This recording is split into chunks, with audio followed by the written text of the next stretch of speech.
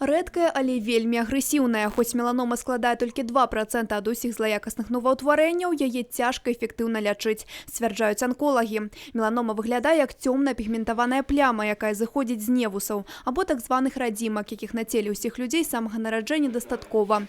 Часам узнікае і на чыстай скуры, а асноўны фактор, які выклікае меланому – сонца.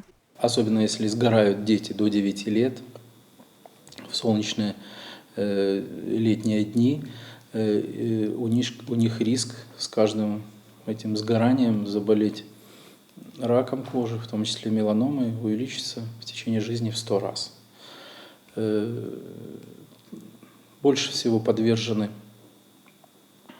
ожогам и болезнетворному влиянию солнечных лучей люди с светлой кожей, с веснушками, которые находятся на коже, светловолосые, голубоглазые.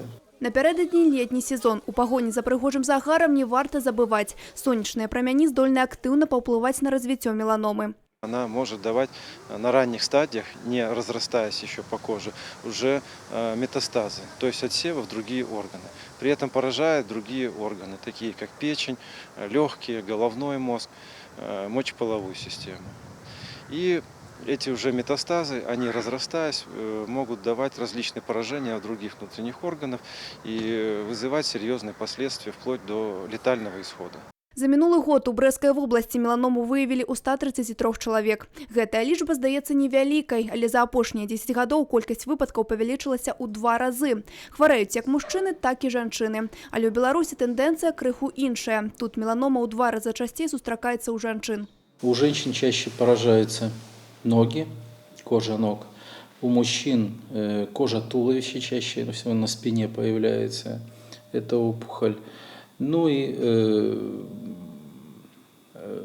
с возрастом уже у пожилых людей чаще меланома возникает на коже лица.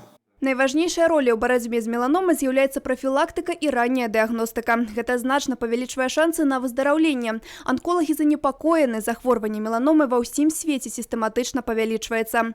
Таму варта назіраць за сваёй скурай, сачыць за радзімкамі на целе і засцерагацца ад празмернага сонца. А ў выпадку любых падазрэнняў звяртацца да дэрматолага.